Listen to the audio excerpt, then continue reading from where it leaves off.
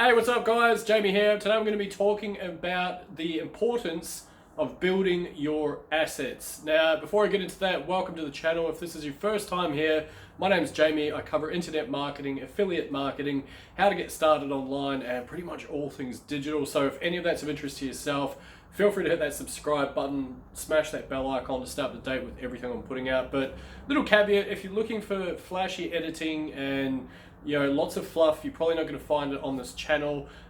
This is probably not going to blow up to be a huge channel, I would suspect, but hopefully the people that do follow along can learn something from my 9+ years of being involved in digital marketing and affiliate marketing. So anyway, that's it. Let's jump into it. Right, so what is building your assets? What do I mean by this? So where this came from, I got a couple of notifications from some sales that I made overnight, and now I must admit these are pretty small. We're talking about $12 each, so you're not exactly going to make a fortune out of that.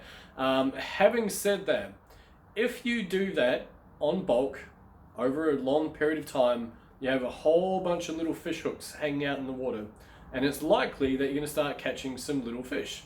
And so the more of them you put out there, the more of them you're going to end up catching, right?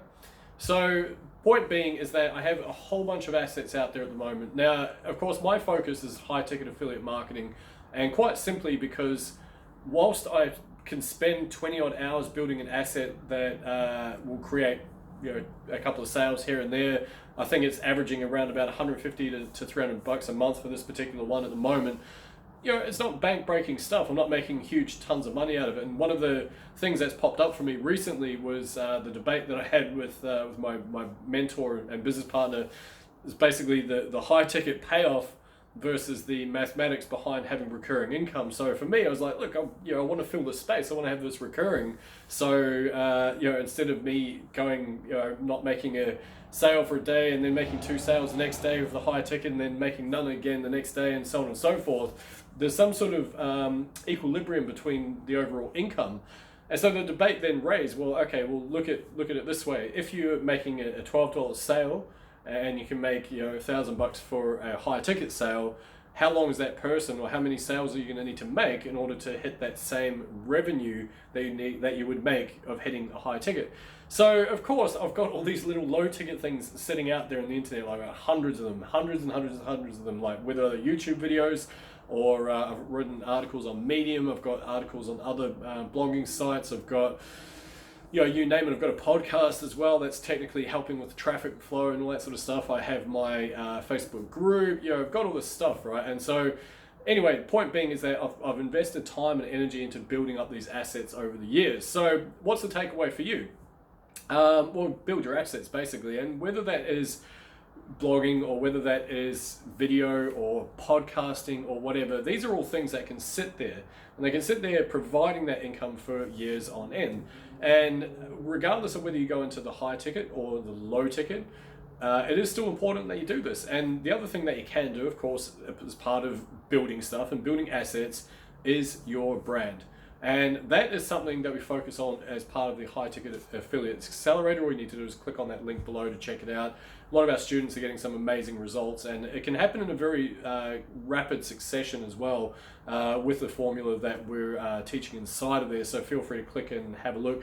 Like I say, I mean, it's probably not going to be for most people, but the ones that do jump on it and just grab it by the horns and actually see the value in what they're doing are getting some amazing results. So check that out, and look forward to seeing you on the inside. All right, so how do you, in that case, build these assets? Well, you can start off by blogging, and I'm going to give you guys a bit of advice on something that I learned early on in the piece, and actually no, I learned it late in the piece, sorry. So I've probably been doing this for about maybe 6+ years at this stage, and the advice was given to me, which was stick with one thing, one product.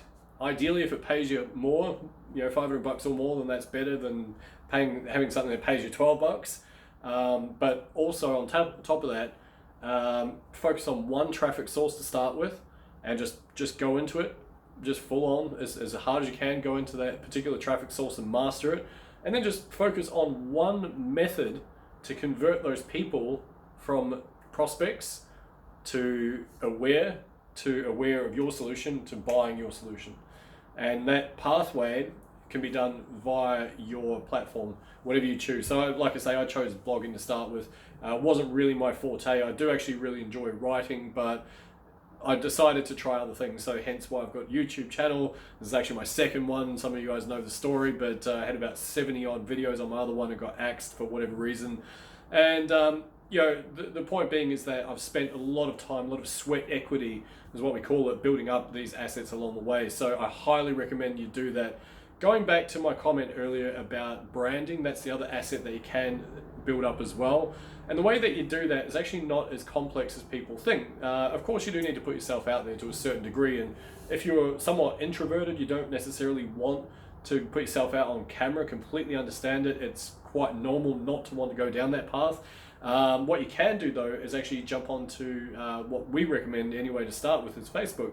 There's over 2 billion users on Facebook. It's actually really easy to leverage just your profile, maybe a group if you want to set that up as well. You don't have to go down that path just to start building some form of brand. And you don't necessarily need to be all up in lights like the Kardashians or anything like that. It's really just about having some form of relationship where you can get in front of your audience and put your content out there. Now there's a very specific framework that you need to adhere to in order to build that up and get people to know, like, and trust you enough so that way when you're making a product recommendation, they believe it and they know it's going to work. That takes a little bit of time, but the way that you can do that, of course, is just being part of your community. And the way that you do that on Facebook, of course, is you reach out to people, you have a conversation, you don't spam your links to them, you certainly don't need to do that. You engage in their content, you write relevant comments, you go into a couple of groups. I wouldn't recommend too many, but you go into a couple of groups and you make yourself known and you provide value where you can and you put up the posts. That's not trying to sell anything, this is all about branding, right? Then, of course, once you get people into an environment where they've seen your content, they have seen you around, they may be interested in some of the stuff that you have, that's when you can say, look, I've got an opportunity, it's not going to be for everyone. All you need to do, click that link, check it out, see if it's for you. And people will inherently go and do that because they've seen your stuff, they know you, they like you, and they trust you enough to do so.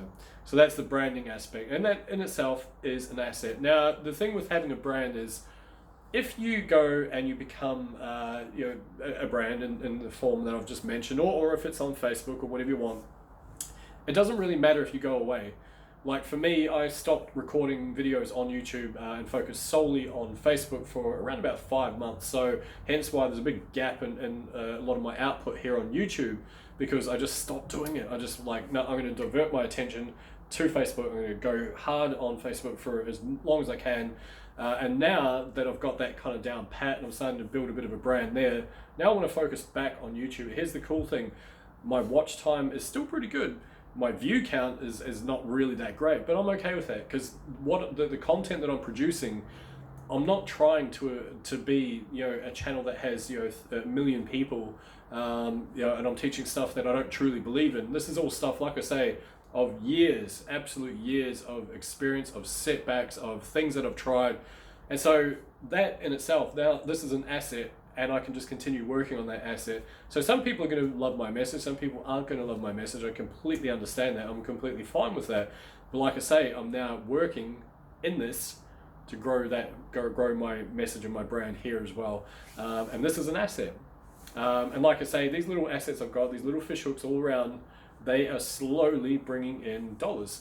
Now, had I gone back to the beginning, and I'd focus more on high ticket than I did on low ticket, then I'm sure these little nuggets that keep coming in wouldn't be just 12 bucks here, 15 bucks there, 30 bucks there. They would probably be 500, they'd probably be 1,000, probably be 1,500, And that's the thing, that's the lesson that I've learned, perhaps you can take away from yourself, is that you can actually apply everything I've just taught you guys, everything I've just mentioned, you actually apply that to high ticket instead of the low ticket stuff, and overall, you're gonna be better off for the experience, because when someone buys something of high ticket value, of course you get remunerated proportionately to the value that you've been able to provide as well, and the value that that particular product provides. So don't discount that, right? And so that's it.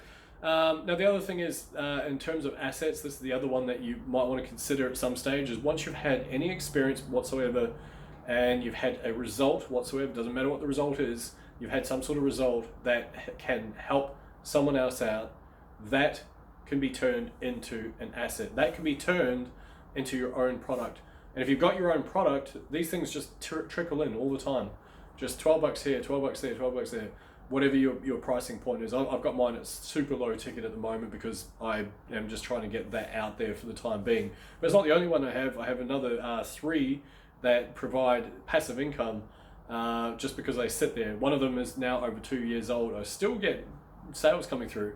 Not huge. I'm not saying, I'm not trying to say it's like a massive flood of income from it, but it's still something I built a couple of years back. It's still bringing revenue even now, just slowly, each and every month without fail. And that's the power of putting the time and equity, the sweat equity, into building your brand and building up your assets, because these things start to happen. These things start coming in and people start buying your products. They love your products. They love your group. They love the brand, all that sort of stuff.